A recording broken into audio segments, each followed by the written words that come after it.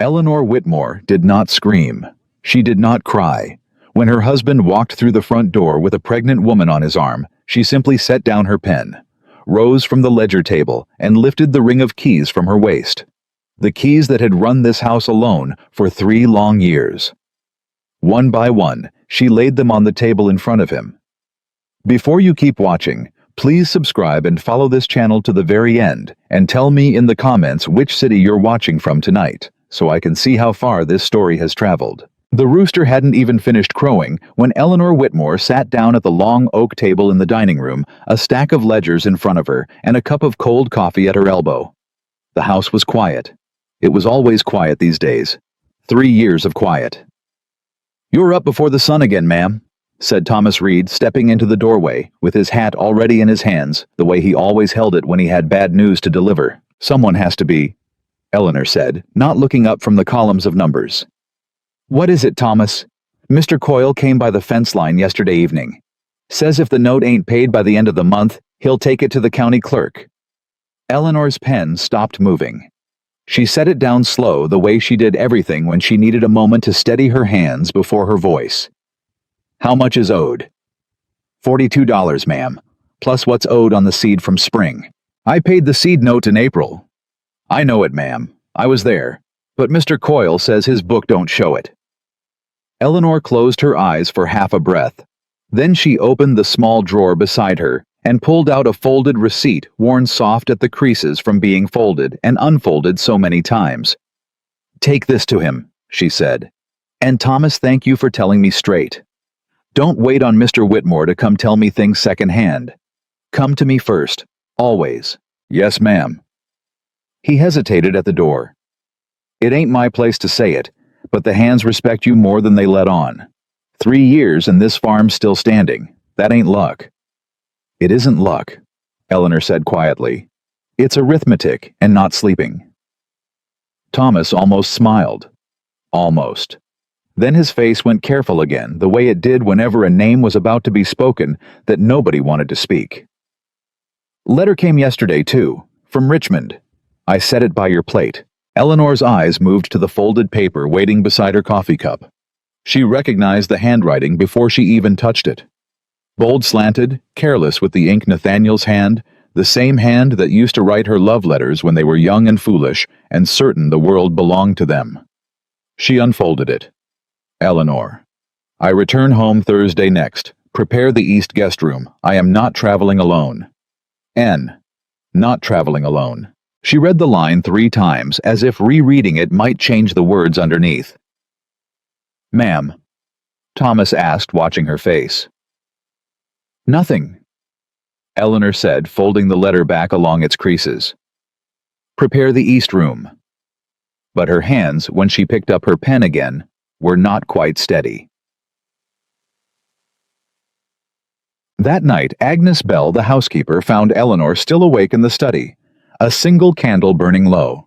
The account book spread out like a battlefield map. "You ought to sleep, Mrs. Whitmore." "I ought to do a great many things, Agnes." Eleanor didn't lift her head. Sleeping has not been high on the list in some time. Agnes set down a shawl over the back of Eleanor's chair, uninvited the way an old servant does for a mistress she's watched grow tired before her years. "You remember when he used to write you every week?" Agnes said. "Even when he was only gone to the county seat. Silly little notes. 'Save me a piece of the pie, I'll be home by supper.'" "I remember," Eleanor said. "What happened to that man?" Eleanor's jaw tightened. "He discovered that land makes a man feel large, Agnes, and a wife who runs it well enough that he needn't come home makes him feel unnecessary. Men do not forgive being unnecessary. That ain't fair to yourself. You saved this place." "I saved his name," Eleanor corrected. "There's a difference. A name can be worn by anyone. It doesn't ask to be thanked." Agnes was quiet a moment. "He's bringing someone home." It wasn't a question. The whole house already knew. Servants always knew before the mistress finished reading a letter. Word passed hand to hand, through the kitchen like a hot coal. Nobody wanted to hold too long. "So I understand," Eleanor said. "Who? I don't know yet." Eleanor closed the ledger in front of her with a soft final sound. but I intend to be dressed and awake when I find out." Thursday came in with a heat that pressed down on the fields like a hand. Eleanor was in the dining room again. She was always in the dining room. It had become her office, her fortress, the one room in the house that still answered to her when she heard the wheels of a carriage on the gravel drive. She did not run to the window. She finished the line of figures she was writing, set the pen in its stand, and smoothed her skirt before she rose. By the time she reached the front hall, the great door was already open, and Nathaniel Whitmore was standing in its sun behind him, so that for a moment he was only a shadow with his hat in one hand. And beside him, a young woman, fair-haired, a traveling cloak despite the heat as if she were trying to hide behind it, one hand resting low over the curve of her belly. The hall went silent. Somewhere behind Eleanor she heard a maid's breath catch and stop. Nathaniel stepped forward first the way he always stepped forward first, as though the world simply parted for him out of habit. "Eleanor," he said, "this is Clara Whitfield. She needs protection." Eleanor did not look at Clara. She looked at her husband. 3 years of running his farm, paying his debts, burying her own loneliness under columns of numbers, and this was the sentence he chose to come home with. "Protection," Eleanor repeated very evenly.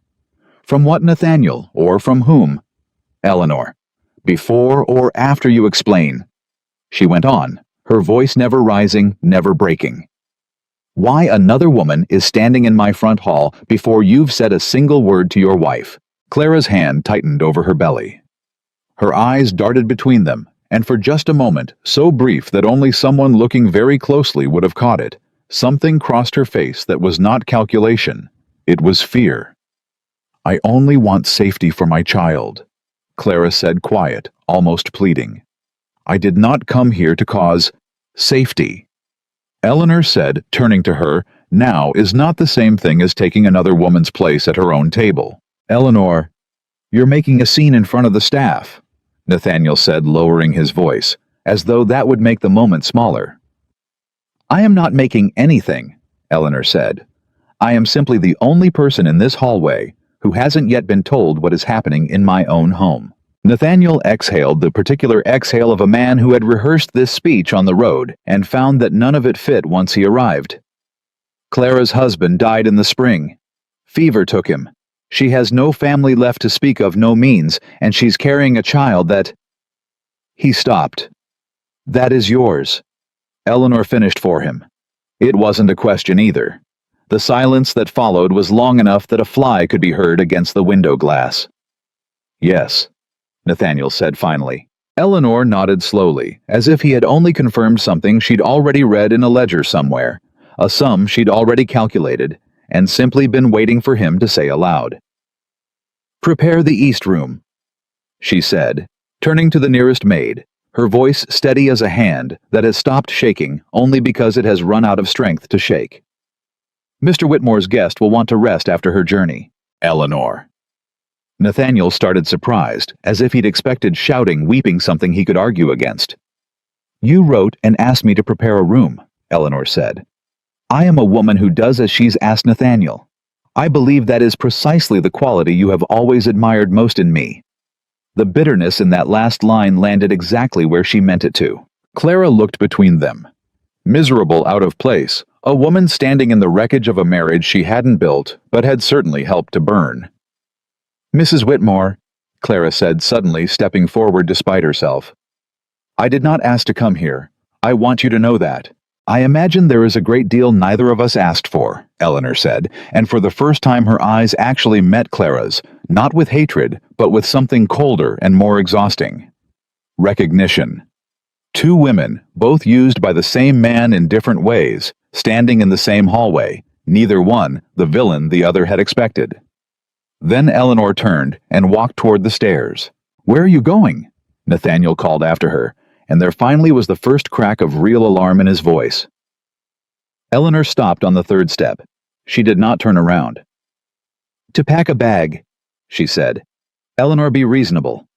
This is your home." Now she did turn. "It stopped being my home the moment you decided I would learn about your child from the doorstep instead of from you." Her voice for the first time trembled, not with weakness, but with the effort of holding something enormous, perfectly still. "I have kept this house standing for 3 years, Nathaniel. I have paid your debts with money my father left me. I have sat at that table every night with your empty chair across from me, and told myself you were simply busy, simply tired, simply a man who loved his land more loudly than he loved his wife. I told myself a great many things to make the silence bearable, Eleanor.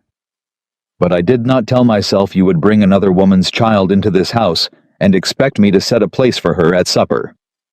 She came back down the stairs, slow, deliberate, and reached to her waist where the ring of iron keys hung, the keys to the smokehouse, the pantry, the linen closet, the strongbox where the farm's meager cash was kept, keys that had not left her side in 3 years, not even to sleep. She unfastened them. She set them one by one on the small table by the door, the same table where the day's post was always left, where Thomas Reed set the morning's bad news, where 3 days ago she had found the letter that started all of this. The final key rang softly against the wood. "Where are you going?" Nathaniel asked again, quieter now, the anger draining out of him, and something like fear rising to take its place. "Somewhere I am not asked to protect a home that no longer protects me," Eleanor said. Clara made a small sound, not quite a word, and looked away, ashamed, though whether of herself or of the man beside her it was impossible to say. "You can't simply leave," Nathaniel said. "The harvest, the accounts, the accounts are in the second drawer of the dining room desk," Eleanor said. "Organized by month. You will find that I have already paid the note to Mr. Coyle, settled with the seed merchant, and set aside wages for the hands through the end of summer. You will also find," she added, and here her voice went very soft, almost gentle, which was somehow worse than shouting, "a number of things you did not know I was doing, Nathaniel. I suspect you'll have questions. I won't be here to answer them." She went up the stairs. Agnes followed a moment later, silent, already reaching to help without being asked. Nathaniel stood in the hall with Clara beside him, the keys glinting faintly on the little table, and for the first time in longer than he could admit, he did not know what to say. It took Eleanor less than an hour to pack. A single trunk, 2 dresses. Her mother's Bible, the small wooden box where she kept the letters Nathaniel used to write her, she almost left them behind. Then didn't, because a woman ought to remember why she once believed in something, even after she stops believing in it. And her own private ledger, the small leather one that never left her writing desk, filled with figures that belonged to no one but her. Thomas Reed was waiting by the wagon when she came down the back stairs, the ones that didn't pass the front hall. "Ma'am, where am I taking you?" "My cousin's place in Ashwood. It isn't far. I won't trouble you for more than the ride." "It ain't no trouble." He helped her up onto the seat, then hesitated, hat in his hands again. "For what it's worth, ma'am, this farm ran because of you. Every hand here knows it, even if he don't." "Thank you, Thomas." Eleanor's eyes were dry, but her voice had gone thin as thread. "Take care of the horses. He'll forget to at first." The wagon pulled away down the long drive, past the fields Eleanor had walked 1,000 times at dawn, checking the fences, counting the cattle, doing the small invisible labor that had kept Whitmore Ridge from collapsing into the debts her husband never once asked about. She did not look back at the house. Nathaniel found the desk drawer that evening, once Clara had been settled awkwardly silently into the east room, and the house had gone quiet in the particular way a house goes quiet after something has broken inside it. He almost didn't open the drawer. Some part of him already understood that whatever was inside it would not be comfortable. But he opened it anyway, because a man who has just lost his wife in the space of a single afternoon needs something to do with his hands. The ledgers were neat, precise. Every entry dated, every column balanced. He had never once looked closely at Eleanor's bookkeeping. It had simply been a wifely task, something that happened in the background of his life, the way weather happened, unremarkable and assumed. He began to read. March 1814. Paid Coyle note, $38 from personal funds. E.W. farm account insufficient. July 1814. Wages for hands, paid 2 weeks late. Supplemented $20 from E.W. personal funds to avoid loss of Silas and Bennett to the Harlow place. November 1814. Roof repair, East Barn. $15 EW personal funds.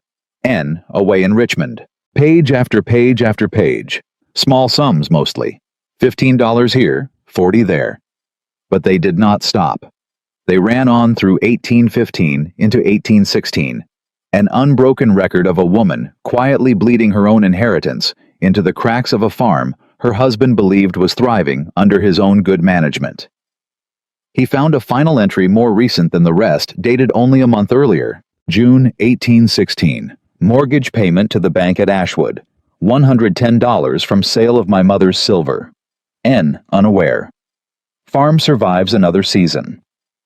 Nathaniel sat very still in the dining room chair that had for 3 years belonged to no one but Eleanor.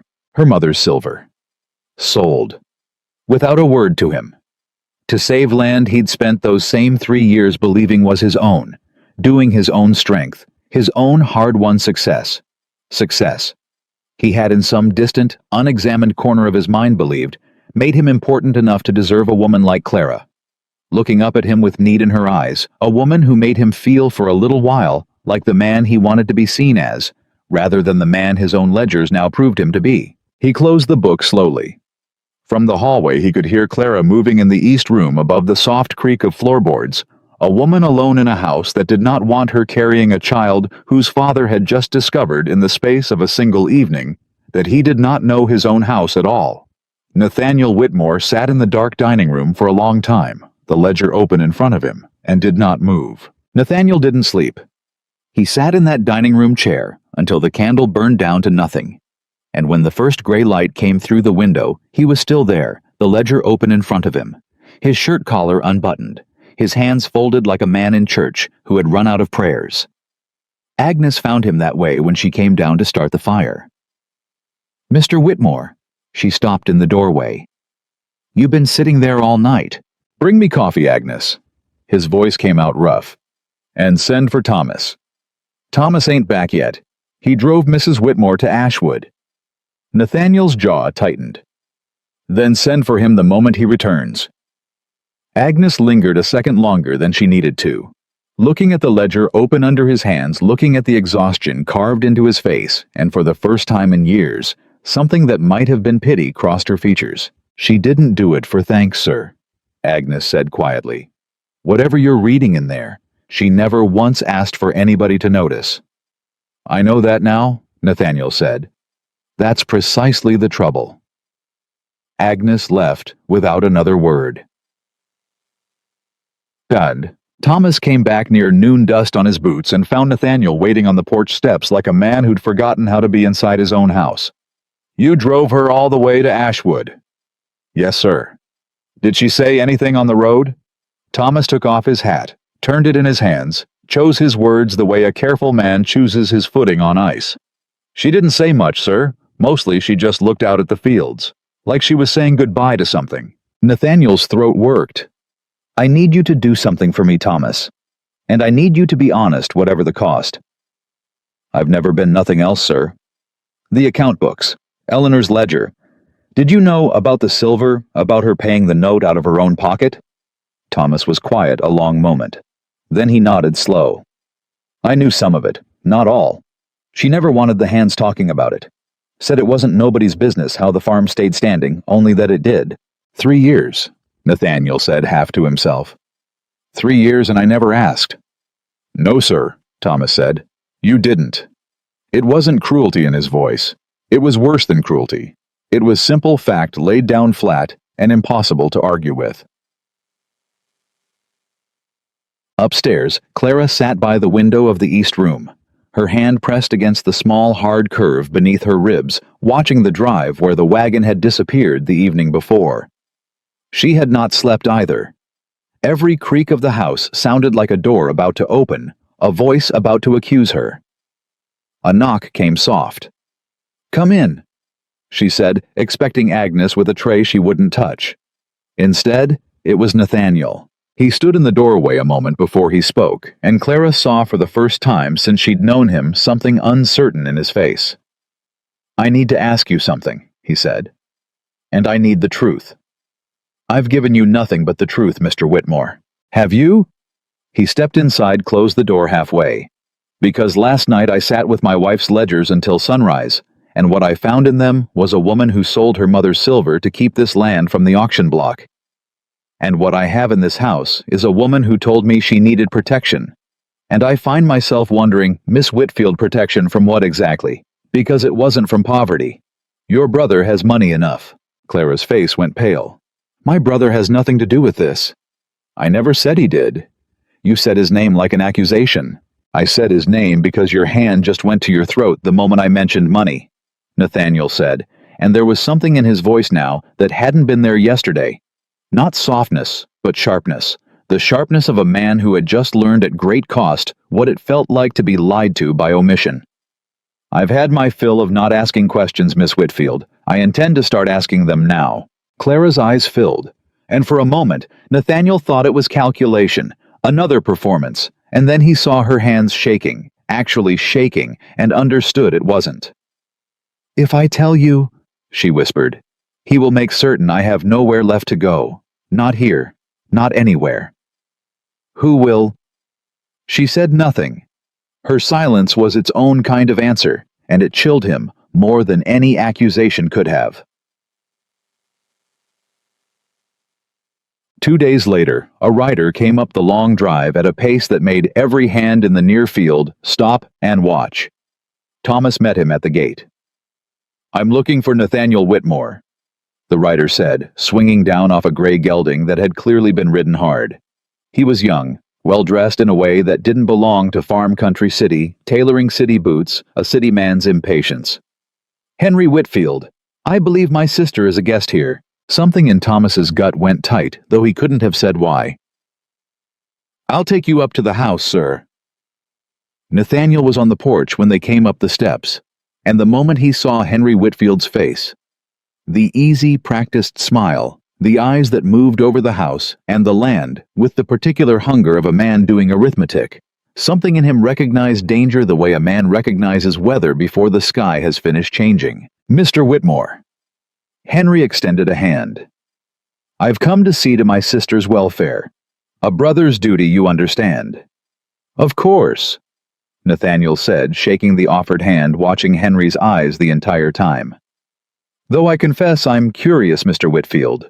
Your sister told me she had no family left to speak of. Something flickered behind Henry's smile, small, fast gone, almost before it arrived. Grief plays strange tricks on memory, sir. She's been through a great deal. Hasn't she? Nathaniel said. Sss. That night alone in the study, Nathaniel wrote a letter. Not to Eleanor he'd tried 3 times and torn up every attempt, unable to find words equal to what he owed her. Instead, he wrote to a lawyer he knew in Richmond, a careful, thorough man named Mr. Ashby, who had handled land disputes for half the county. I require information regarding one Henry Whitfield and his late brother-in-law's estate. Discretion essential. Payment whatever you require. He sealed it and sent it by the fastest rider on the place before the ink had properly dried because some instinct. The same instinct that had once told him which horse would break its leg before it ever stumbled, was telling him that whatever Henry Whitfield wanted from this house, it was not his sister's comfort. In Ashwood, Eleanor woke every morning at the same hour she'd woken at Whitmore Ridge for 3 years, out of habit rather than necessity, and found herself standing at her cousin's kitchen window with nothing to account for, and no one waiting on her ledger. You're doing it again, her cousin Margaret said, setting down a cup of tea beside her. Standing there like you're about to go check the fence line. Old habits, Eleanor said. You could rest, you know. Nobody here needs saving. Eleanor's mouth twisted something between a smile and a wound. I don't know how to be a woman who isn't needed, Margaret. I built myself around being necessary. I'm not certain what's left once you take that away. What's left, Margaret said gently, is you. Just you. Maybe that's worth finding out. Eleanor didn't answer. She sat down at the table, and though she said nothing more, her hand went out of old habit to the pocket where her small private ledger still lived, the one that was hers alone, the one no man's name had ever touched. Back at Whitmore Ridge, The forged signature surfaced on a rainy Tuesday, and it came close to undoing everything. Nathaniel was going through the farm's outstanding accounts, a task he had never once performed himself, and was doing now with the grim, clumsy determination of a man teaching himself a language too late when he found a receipt for goods purchased on credit from the general store in town. $50 worth of fine cloth ribbon, a set of silver combs. Signed, E. Whitmore. Nathaniel stared at it a long moment. Then he pulled out an old letter of Eleanor's from the drawer, one she'd written him years ago, and set the two signatures side by side. They were close. Very close. But Eleanor's E curled inward at the top. This E curled out. His stomach dropped like a man missing the last stair in the dark. "Thomas," he called, and his voice carried enough urgency that Thomas came at a run. "Sir." "Who delivered this receipt?" "Boy from the general store, sir. Said Mrs. Whitmore ordered the goods herself week before she left." "She didn't." Nathaniel's voice was flat cold, absolutely certain. "She would never have bought silver combs while paying my debts out of her own inheritance. Somebody signed her name to this." Thomas leaned over the desk, studied the two signatures. His face went hard. "That's a fine hand for forgery, sir. Somebody who knew her writing well. Somebody who's had reason to study it," Nathaniel said, and his eyes lifted slowly toward the ceiling, toward the East Room, where Henry Whitfield had been a guest in his house for 4 days now, coming and going at hours. Nobody quite tracked, always polite, always watching. He confronted Clara first alone in the small sitting room off the kitchen where she'd taken to spending her mornings away from the main house. "Someone forged my wife's signature on a store receipt." He said no preamble. $50 of goods charged to this house meant to look as though Eleanor spent it before she left. "Do you know anything about that?" Clara's face drained of color so fast Nathaniel thought for a moment she might faint. I didn't. "I'm not accusing you, Miss Whitfield. I'm asking whether you know something." Her hands twisted together in her lap, the knuckles white. "Henry said it would be simple. He said if there was proof your wife had been careless with money, unfaithful with the accounts, no one would question why you'd taken up with someone else. He said it would make everything easier, cleaner." Cleaner. Nathaniel repeated the word, tasting like poison in his mouth. He said Eleanor Whitmore was already gone, that it wouldn't hurt her to be blamed for a little extravagance nobody could prove or disprove. "Except I can prove it," Nathaniel said. "Because I know my wife's hand better than I apparently know anything else about her, and this isn't it." Clara began to cry, then silent, frightened tears, one hand pressed to her belly, as though trying to shield the child from a storm she'd helped invite into the house. "He's not doing this for me," she whispered. "He never was. He's doing this because he found out how much this land is worth, and he thinks if he can force you into scandal, into disgrace, you'll settle something on the child just to make it disappear quietly. And once he has that settlement in hand, sir, I don't believe either you or I will see much benefit from it." Nathaniel sat very still. "You're saying your own brother means to use that child," he said slowly, "as a lever, against me, against you both." Clara didn't answer. She didn't have to. Her silence was confession enough, and somewhere above them a floorboard creaked, the particular creak of the hallway outside the East Room, and both of them went still, listening, wondering how long Henry Whitfield had been standing there, and how much he had heard. Nathaniel found him in the study that evening, going through the desk drawer as though he owned it. "Looking for something, Mr. Whitfield?" Henry didn't startle. He straightened slowly, unhurried, a man who had never once in his life been caught doing anything he considered a mistake. "Just admiring your bookkeeping, Whitmore. Your wife kept meticulous records. Shame she isn't here to appreciate the compliment." "Step away from the desk." Something in Nathaniel's voice, low level entirely without the polite hesitancy he'd greeted Henry with days earlier, made Henry's smile falter for the first time. "I found a receipt today," Nathaniel said, "with my wife's name forged onto it. $50 of silver combs she never bought charged to a house she'd already left. Strange thing to discover. Don't you think, Mr. Whitfield, the same week you arrived asking so many questions about the value of this land? I don't know what you're implying." "I'm not implying anything. Your sister just told me exactly what you're doing and exactly why, and I'd wager if I rode into town tomorrow and asked the clerk at the general store to describe the man who dropped off that order, I'd find myself looking at your face." Henry's composure cracked at last, just slightly, just enough to show the calculation underneath. "You'll want to think very carefully, Whitmore," he said. Voice gone low and hard. All pretense of politeness dropped like a coat too warm to keep wearing. "About how this looks if it becomes public. A pregnant woman under your roof, a scandal already halfway to every parlor in the county. My sister's condition is a fact no one can unknow.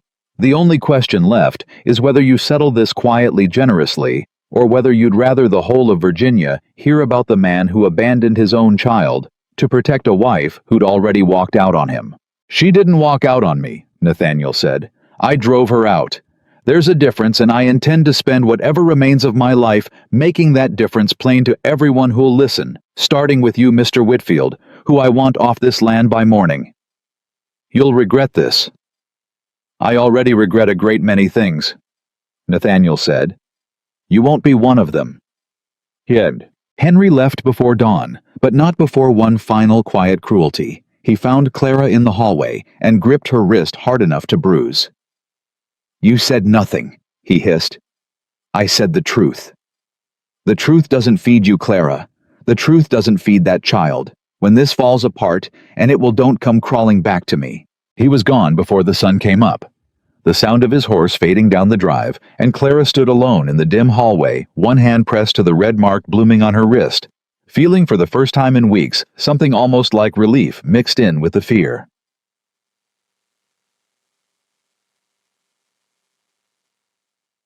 Nathaniel rode to Ashwood 2 days later. He hadn't planned to go so soon. Some part of him believed he needed more proof, more time, more certainty, before he could stand in front of Eleanor and ask for anything. But the forged receipt sat in his coat pocket like a stone, and he found he could not wait one more day to put it in her hands and watch her understand that he finally believed her, finally saw her, even though it had taken a stranger's cruelty to open his eyes. Margaret answered the door. "Mr. Whitmore." Her voice was cool as a closed window. "I don't believe my cousin wishes to see you." "I understand that. I'd ask you to tell her I'm here regardless, and that I've brought something she needs to see. Not for my sake, for hers." Eleanor came down a few minutes later, and the sight of her steady, composed, dressed plainly, her hair pulled back the way it always was when she meant business, rather than pleasure, hit Nathaniel harder than he expected. She looked, he thought, like a woman who had already begun rebuilding herself out of the pieces he'd broken. "You have 5 minutes," Eleanor said, not inviting him in, standing instead on the porch with her arms folded. "I have a great deal to do today." "I found a forged receipt," Nathaniel said, pulling the paper from his coat, holding it out. $50 charged in your name for goods you never bought. Henry Whitfield's doing. He meant to make you look reckless, unfaithful with money, so that no one would question why I'd taken up with his sister instead." Eleanor took the paper, studied it. Her jaw tightened, though whether from anger at the forgery or something else Nathaniel couldn't tell. "And you believed it, even for a moment?" "No," Nathaniel said. "I knew your hand the second I looked at it. That's not why I came." "Then why?" "Because I sat with your ledgers for 2 nights. Eleanor and I understood properly. Understood for the first time what you did for this place while I was gone. The silver, the wages. 3 years of quietly bleeding yourself dry to keep a name standing that I never once thanked you for carrying." His voice caught, and he let it because pride had cost him enough already. "I came because I owe you more apologies than I know how to give, and I intend to start somewhere, even if somewhere is small, even if it's just this." Eleanor's eyes were bright, but her voice when it came was steady. "You drove Henry Whitfield off the land. This morning, told him not to return. And Clara, still there, frightened, alone, carrying a child that had nothing to do with any choice it made." Nathaniel's mouth twisted. "I don't know what to do about her, Eleanor. I don't know what's right anymore. I only know I was wrong about you, and I intend to spend a long time proving I understand exactly how wrong." Eleanor looked at him for a long moment, long enough that Margaret, watching from the window, held her breath. "That's a fine speech, Nathaniel," Eleanor said finally. "But I've heard fine speeches from you before. I built a farm out of your absence and your excuses for 3 years. Words are cheap in this house. They always have been." "Then tell me what isn't cheap. Tell me what would actually mean something and I'll do it." Eleanor was quiet a moment. Then she said, "Go home. Take care of the woman under your roof, because whatever she's done, she didn't invent her own desperation. Her brother built it for her, same as he tried to build a lie about me. Do right by that child whatever it costs you. And leave me be, Nathaniel, until I decide if I decide that I'm ready to be found again. And if you never decide that, then you'll have learned at considerable cost the value of a woman you let leave," Eleanor said. "Either way, you'll have learned something. That's more than you knew a week ago." She turned and went back inside, and the door closed. Not hard, not slammed, just closed, final and quiet, which somehow hurt more than if she'd shouted. Nathaniel stood on the porch a long moment before he mounted his horse and rode home in the fading light, the forged receipt still folded in his pocket. Useless now, a piece of proof for a woman who no longer needed convincing of her own worth, only him. He arrived back at Whitmore Ridge to find Thomas waiting at the gate, lantern in hand, face grim in the dark. "Sir, you'd best come quick." "What's happened?" "Miss Whitfield, she's took ill. Agnes sent for the doctor an hour past, but—" Thomas hesitated. "Sir, it's the baby. Doctor says it's coming early, and it ain't coming easy." Nathaniel's stomach turned to lead. He spurred his horse up the drive without another word, and behind him, faint on the night wind, he thought he heard or imagined a woman's cry carried down from the east room, sharp and frightened, cutting through the dark like the first crack of something about to break wide open. The lantern swung wild in Thomas's hand as Nathaniel took the porch steps 2 at a time, and inside the sound he'd heard on the wind was no imagining Clara's cry, came again, sharper this time, and beneath it the low, urgent voice of Dr. Averill trying to keep calm in a house that had none left to give him. "How bad?" Nathaniel demanded, pushing into the hallway. "Bad enough," Averill said, not looking up from his bag. "Child's turned wrong, and she's lost more blood than I like. I need another pair of steady hands. Nathaniel, and Agnes here is shaking too hard to be useful to anyone." "I'll do it. Tell me what you need." "You've delivered calves, not children." Averill's voice was flat, not unkind, just honest. "I need someone who's done this before. A midwife, if we had one closer than 6 miles. Or a woman who's kept her head in worse than this." Nathaniel's mind went without his permission to a dining room table covered in ledgers, to a woman who had held an entire farm together with nothing but arithmetic and refusal to break. "Thomas," he said, already turning, "saddle the fastest horse we've got." "Sir." "Ashwood. Now." "Tell Eleanor." His voice caught, and he forced it through anyway. "Tell her I'm not asking as her husband. Tell her a woman and a child will die tonight without her, and I don't care what she thinks of me, only that she comes." Thomas didn't wait for a second command. In Ashwood, Margaret answered the pounding at the door to find Thomas half fallen off his horse, hat gone somewhere on the road, chest heaving. "Mrs. Whitmore," he gasped. "I need Mrs. Whitmore." Eleanor was already at the top of the stairs, drawn by the noise, still in the dress she'd worn to supper. "Thomas, what's happened?" "It's Miss Whitfield, ma'am. The baby's coming wrong. Dr. Averill says he needs someone who knows what she's doing, and there ain't nobody else. Mr. Whitmore said—" Thomas swallowed. "He said to tell you he ain't asking as your husband. Said a woman and a child'll die without you." Eleanor stood very still on the stairs. Margaret's hand found her arm. "You don't owe that house anything, Eleanor. Not after what he did to you." "I don't owe him anything," Eleanor said quietly. "But I never once in my life let a woman labor alone if I could help it, and I'm not about to start because her presence in that house wounded my pride." She was already moving, already calling for her cloak. Her bag. The small tin of remedies she'd kept since her own mother taught her which herbs slowed bleeding and which eased pain. "Thomas, is the second horse rested?" "Yes, ma'am." "Then we ride. Now." The road to Whitmore Ridge had never felt so long. Eleanor sat the horse-hard cloak whipping every mile, stripping away a little more of the composure she'd built for herself in Ashwood, until by the time the house came into view, every window lit a lantern burning on the porch, as though the whole place were holding its breath. She was once again entirely and completely the woman who ran that farm, whether she wanted to be or not. Nathaniel was on the porch before she'd even brought the horse to a stop. "Eleanor, don't," she said, already dismounting, already moving past him toward the door. "Don't thank me. Don't apologize. Just take me to her."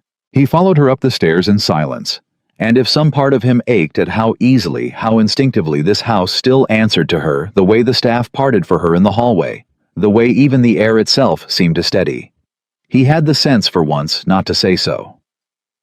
Clara was pale as the sheets beneath her hair damp with sweat, her eyes wide with a fear that went beyond pain. "Mrs. Whitmore," she gasped when Eleanor appeared in the doorway. "I didn't think you'd—" "Save your strength," Eleanor said.